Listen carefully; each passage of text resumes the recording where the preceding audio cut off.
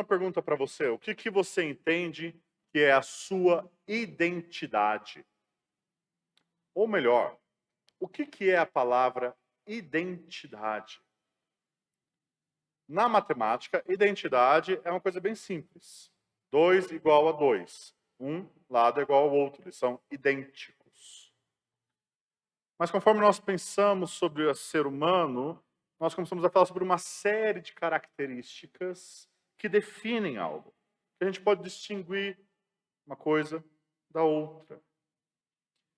E nós vivemos num mundo cheio de identidades, cheio de expressões de identidade. E um mundo cheio de rótulos, onde as pessoas dizem qual é a sua identidade. Hoje, uma das questões mais polêmicas que nós temos no mundo, eu compartilhei com as mulheres da conferência, uma das perguntas mais polêmicas hoje no mundo ocidental é esta: o que é uma mulher? Ser mulher, experimentar ser mulher, virou uma identidade subjetiva. E identidade passou a ser, então, desligado daquilo que é real, mas passou a ser algo que a pessoa se assume. Então, conforme nós pensamos em o que é nossa identidade, eu quero que você pense que identidade é algo que nós objetivamente somos. Autoimagem é como nós nos vemos. E rótulo é como os outros nos veem. E é bom separar, eu sei que pode ficar um pouco complexo, mas porque o que nós somos em Cristo, talvez não seja a forma como nós nos vemos em Cristo, e talvez não seja a mesma forma como as pessoas nos veem em Cristo. E essas coisas podem conflitar. Então, como Cristo vê você? Para pensar, como Cristo o vê e a vê? Como você se vê? E como os outros a veem? Essa mensagem é sobre qual que é o fundamento, a base, o ninho da nossa identidade. E essa mensagem está fundamentada no livro de Esther. Você pode abrir a sua Bíblia em Esther 1. Esther é um livro que trabalha muito sobre identidade, porque o povo de Deus já estava há décadas numa terra distante de Jerusalém, que estava em ruínas.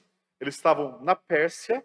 Eles não tinham mais o culto, eles não tinham mais os profetas, eles não tinham mais os sacerdotes, eles não tinham a terra, o templo, nada do que identificasse eles, o que eles eram antes como judeus.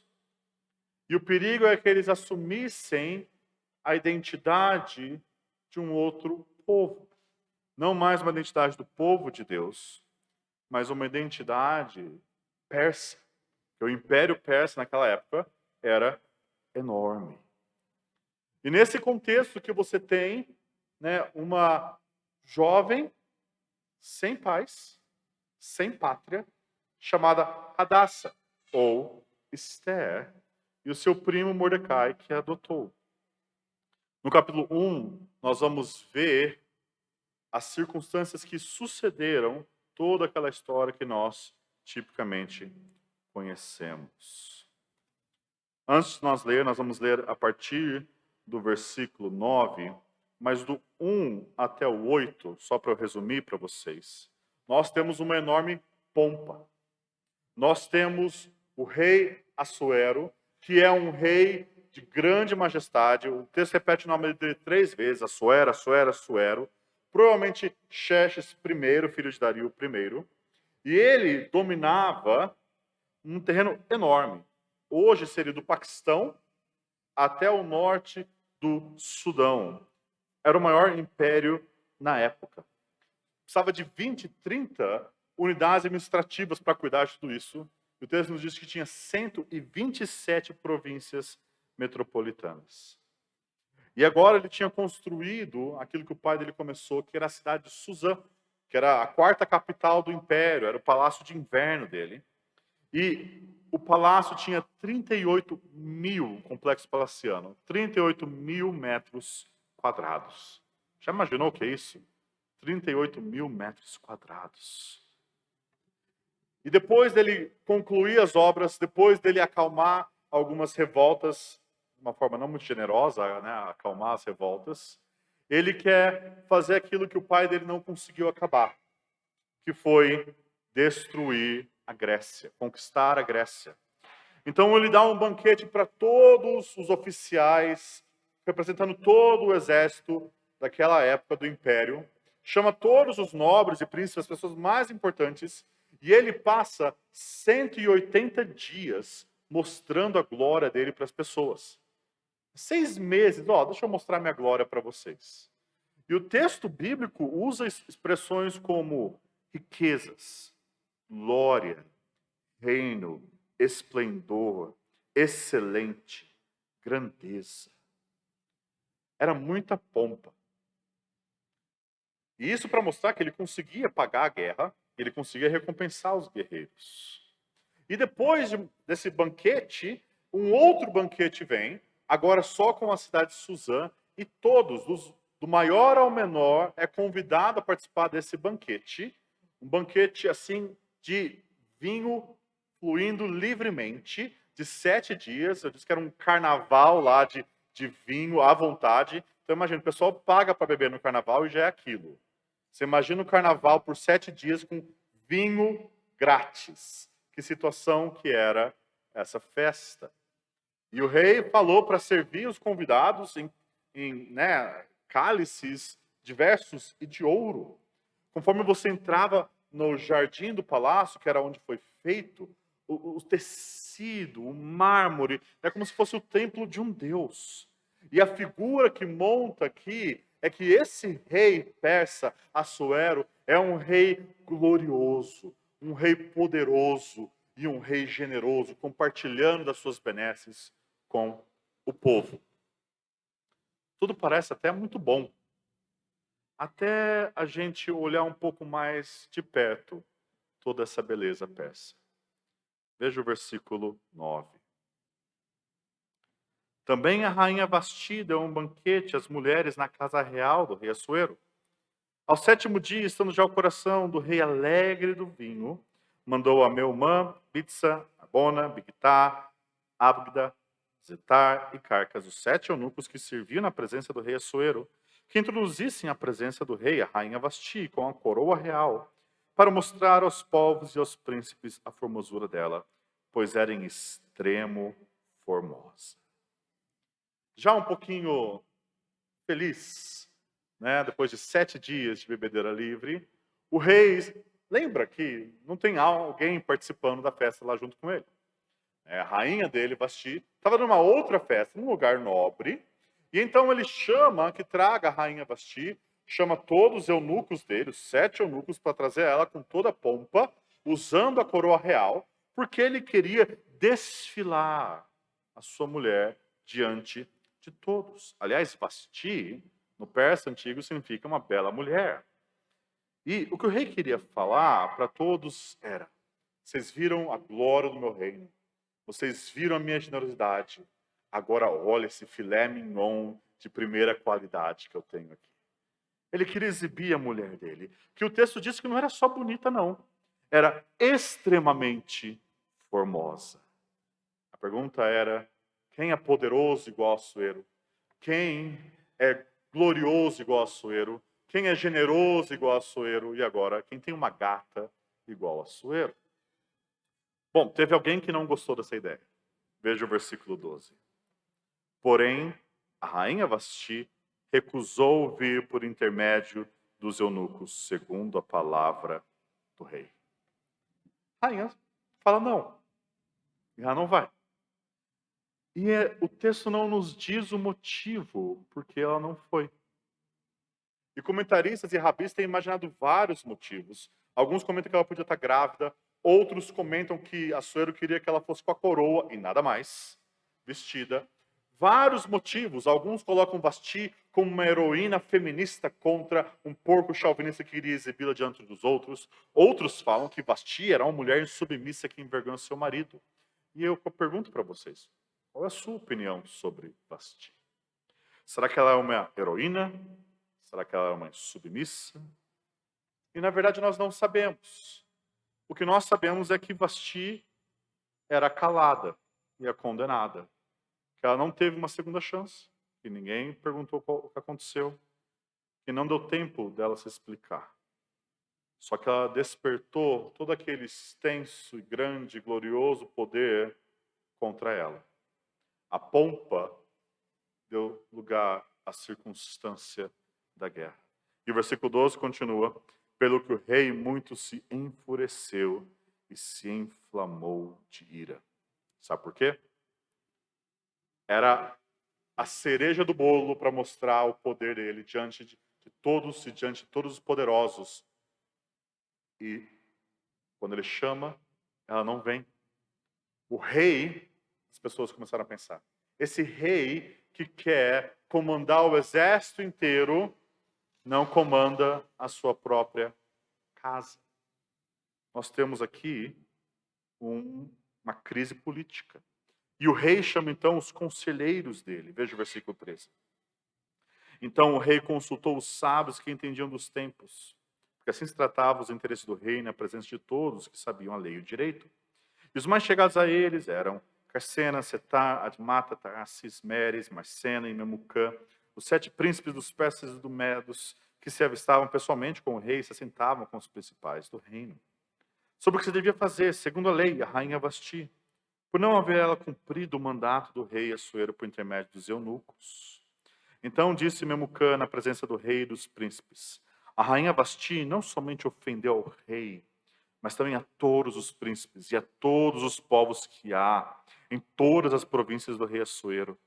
Porque a notícia do que se fez à rainha chegará a todas as mulheres, de modo que desprezarão a seu marido. Quando ouvirem dizer, mandou o rei Assuero que introduzisse a sua presença a rainha Vasti, porém ela não foi. Hoje mesmo, as princesas da Pérsia e da Média, ao ouvirem o que fez a rainha, dirão o mesmo a todos os príncipes do rei. E haverá daí muito desprezo e indignação. Se bem parecer ao rei, promulgue de sua parte um édito real, e que se inscreva nas leis dos persas e dos medos, e não se revogue, que Vasti não entre jamais na presença do rei Assuero, e o rei dê o reino dela a outra que seja melhor do que ela. Quando for ouvido o mandato que o rei decretar em todo o seu reino vasto, que é todas as mulheres darão honra a seu marido, tanto ao mais importante como ao menos importante. O conselho pareceu bem, tanto ao rei quanto aos príncipes, e fez o rei segundo a palavra de Memucã. Então enviou cartas a todas as províncias do rei, a cada província segundo o seu modo de escrever, e a cada povo segundo a sua língua, que cada homem fosse senhor em sua casa, que se falasse a língua do seu povo, do povo dos homens. A guerra se instaurou e não era guerra contra Atenas, era guerra contra Vasti. Ela que não quis ser exposta com sua beleza, agora estava sendo exposta para todo o reino em seu erro. E o veredito era simples: descarte Vasti, ache outra melhor. Então, veja esse rei poderoso, glorioso, generoso, e veja como ele tratou a rainha dele. E eu quero fazer uma pergunta para você, um pouco provocativa. Será que Deus é como Assuero? E é claro que a gente responde, não, como assim? Mas coloque-se no lugar do povo judeu daquela época. Eles nasceram lá. O que eles sabiam é que Deus havia cortado eles. Eles não conheciam o templo do Senhor, só o palácio do rei. Eles não conheciam sobre eles não viram o que Deus fez no Egito, mas viram o rei persa de um Deus pagão avançando. Toda a experiência deles se deu numa cultura persa, no qual eles não viam o Senhor. Será que o Senhor tinha abandonado? Será que o Senhor tinha tratado o povo judeu como Assuero tratou o Vasti? Será que Deus tinha trocado e deixado o seu povo? Afinal, o povo tinha bebido da generosidade de Xerxes. Mas onde estava a benevolência do Senhor? E verbalmente nós falamos que Deus não é como Assuero. E nós cremos nisso. Mas minha pergunta para você é para você ver lá dentro de você. É se você não tem uma imagem dentro de você de Deus como um monarca poderoso, glorioso e até muito generoso, mas que ao primeiro erro seu, ele está pronto para te trocar por alguém melhor. Pronto para te cortar do favor dele. Nós afirmamos que Deus não é como Assuero, mas lá no íntimo, muitas vezes, nós temos aquilo que eu chamei de um complexo de Vasti. Complexo de Vasti diz o seguinte: seja perfeita, ou você não será amada. Seja perfeito, ou você não será aceito. E será que nós não nos sentimos muitas vezes assim? Tem um filme que eu não sei se vocês assistiram, Mulheres Perfeitas, onde os maridos de uma cidade trocam as suas mulheres por versões 2.0, por robôs. E uma mulher que chega lá de outra cidade começa a perceber algo estranho, que as mulheres daquela cidade eram todas perfeitinhas, todas sorridentes, todas prestativas com a sua mulher. E ela, obviamente, toma ofensa com aquilo. E a impressão que nós temos nos nossos relacionamentos é que muitas vezes nós tratamos uns aos outros assim. Nós não recebemos uns aos outros com as nossas falhas, mas nós queríamos uma versão robô um dos outros. E nós internalizamos isso e começamos a projetar isso em Deus. Será que muitas vezes você não se sente assim? Se eu não estou vivendo uma vida perfeita, Deus não pode me usar. Se eu não faço isso, isso e aquilo, como será que Deus vai me amar? Se eu tenho pecado tantas e tantas vezes, como Deus vai me querer? E a gente gera uma autoimagem das obras. Ou seja, nós pensamos de nós mesmos da seguinte forma: se eu falhar, Deus não vai me aceitar. Nós nos relacionamos com Deus, então, com base na lei, não com base na graça. Nós nos relacionamos com Deus numa ideia de que se eu não for perfeito, se eu não for piedoso, se eu não fizer todas as coisas que eu preciso fazer, se eu não for no culto, se eu não for a esposa perfeita, se eu não for o marido perfeito, se meus filhos não forem perfeitos e bem comportados, então eu não vou ser aceito por Deus, amado por Deus, querido por Deus. Deus não pode me usar. Então deixa eu ficar quietinho aqui no meu canto. Ou, não, veja a igreja vai ser da graça. Eu chego lá, todo mundo parece estar tudo certo. Então, preciso me enturmar. Então, deixa eu maquiar um pouco aqui os defeitos. Colocar um pouco uma máscara. Afinal, as famílias, os pastores parecem tudo tão bem. Eu vejo os irmãos, tem crianças que ficam comportadas o culto inteiro, mas a minha família. E nós criamos, assim, um rótulo para Deus.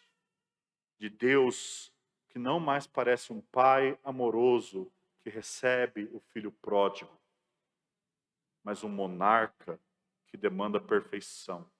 Sabe? Como Assuero.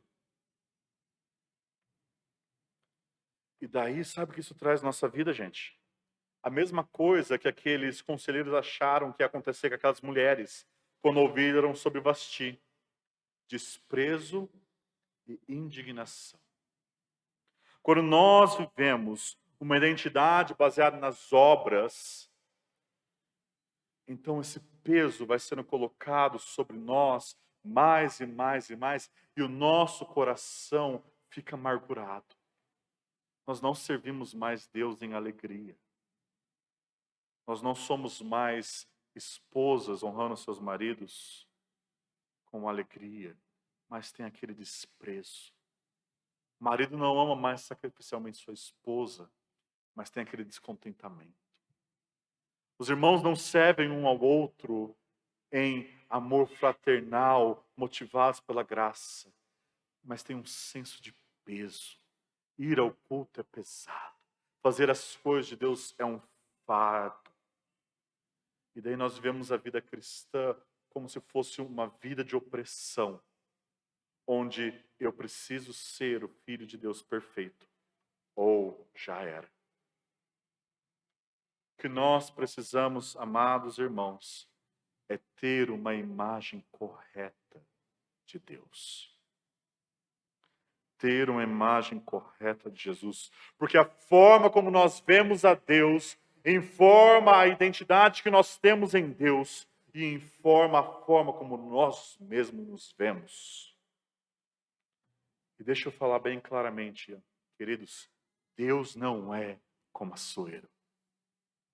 Aliás, o capítulo 1, nas entrelinhas, cheio de ironias, rindo de Assuero. O nome de Assuero, não sei se você sabe, no hebraico, eu achei isso bem engraçado, tem o nome de Rei Dor de Cabeça, ao qual eu dei o seguinte apelido, Rei Chaqueca. Então o texto começa assim, nos dias de Rei Chaqueca, o Rei Chaqueca que reinou, naqueles dias assentando-se o Rei Chaqueca, porque Rei Chaqueca, o livro de Esther inteiro, ele está bebendo. E ele é uma grande dor de cabeça para o povo de Deus.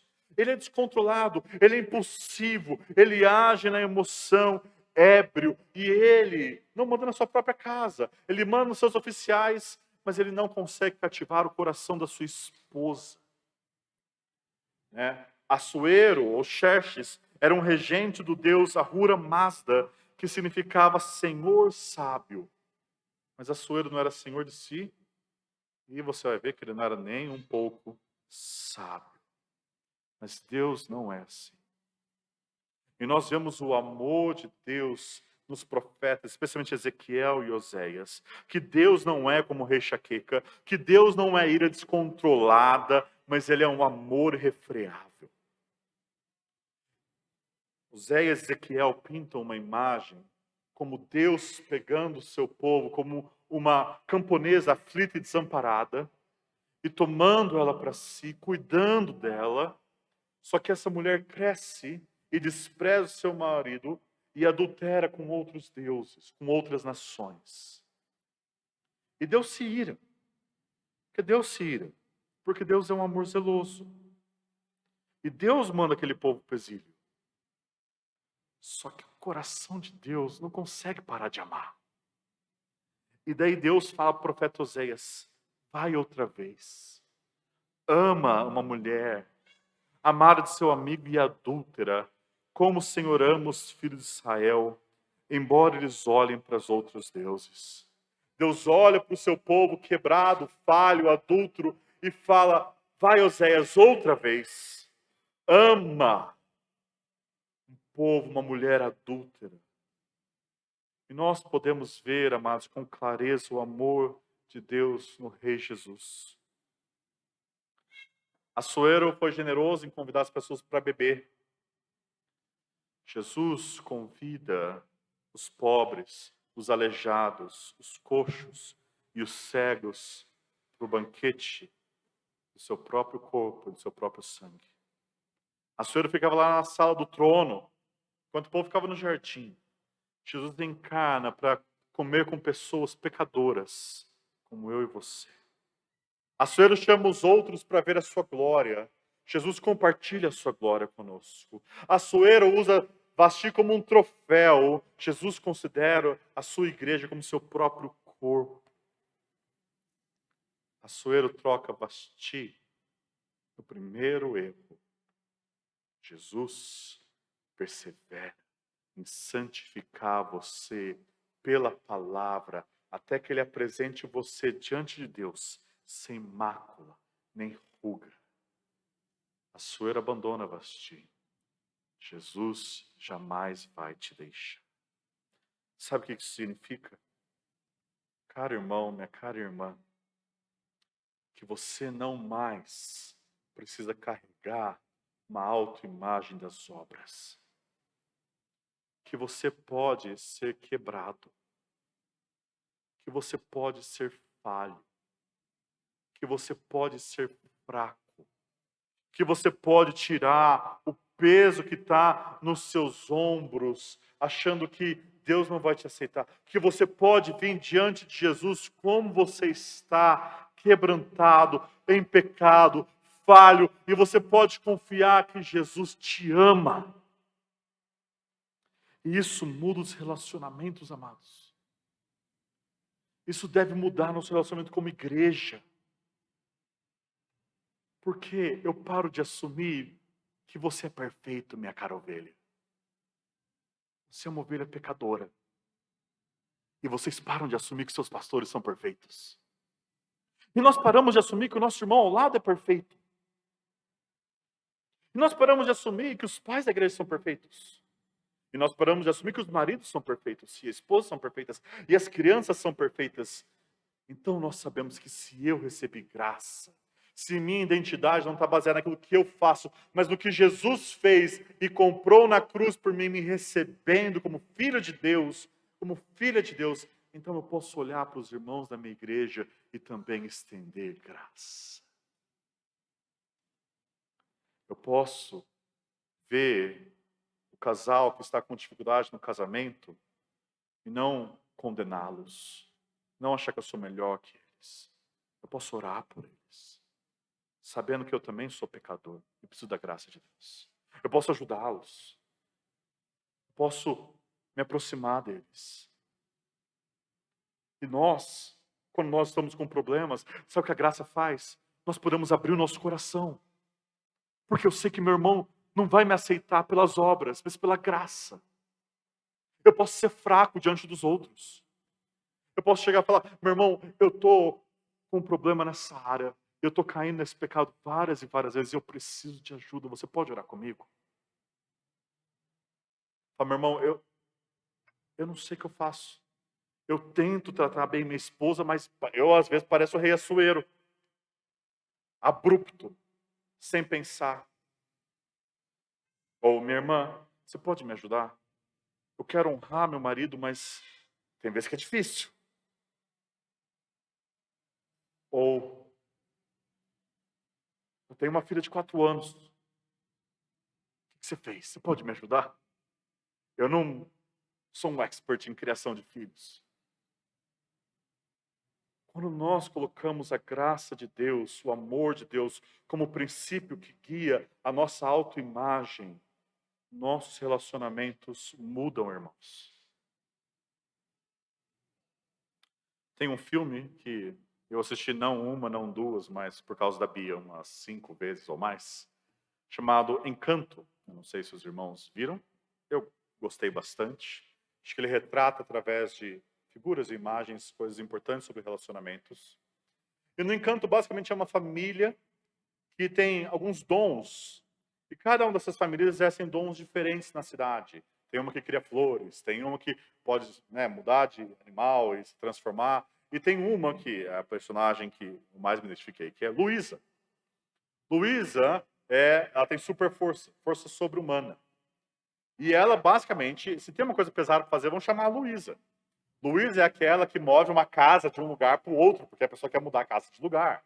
Luísa é aquela que edifica as colunas da igreja. Luísa é aquela que move o piano de um lado para o outro. Qualquer coisa que seja força está sobre os ombros de Luísa. E tem esse peso. Luísa precisa ser forte, Luísa precisa ser forte, Luísa precisa ser forte. Só que por causa dos relacionamentos da casa, algo começa a acontecer e a força de Luísa começa a falhar. E ela começa a entrar em pânico. Fica nervosa. E uma das músicas, né, afinal, infantil, ela canta o seguinte: eu sou forte, não vacilo. Qualquer peso para mim é tranquilo. Vem com tudo, eu aguento. E ninguém vai negar o meu talento. Muitas vezes a gente é assim. Eu dou conta. Eu sei fazer a minha vida por conta. Eu não preciso de ajuda. Eu sei criar filhos, eu sei ser crente sozinho. E a música continua. Mas debaixo da superfície, eu me sinto frenética. Como um equilibrista em um circo. Debaixo da superfície, eu tenho certeza.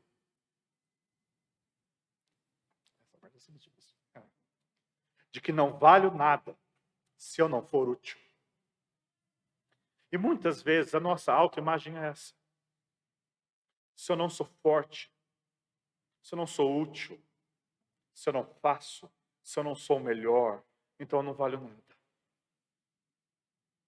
E nós criamos uma autoimagem das obras. Não é essa a graça de Deus. Eu quero convidar você hoje, conforme nós participamos da mesa de Jesus Cristo, essa mesa é para os quebrados. É para os fracos. É para os que falam, eu não consigo. Eu preciso de ajuda. Eu preciso de redenção. Eu preciso de salvação. Eu não posso me salvar, Jesus me salva. E eu não consigo me santificar, Jesus me ajuda pelo Espírito e pela igreja que o Senhor colocou na minha vida. Então, conforme nós participamos da mesa, conforme nós participamos e temos comunhão no corpo e no sangue de Cristo, ouça as palavras de Jesus para você. Vinde a mim, todos que estão cansados, sobrecarregados, e eu vos aliviarei.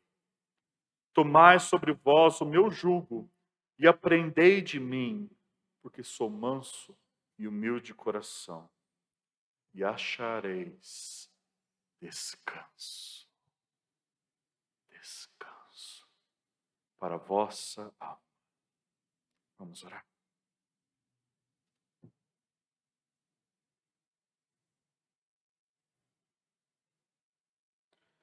Jesus, nós precisamos de descanso.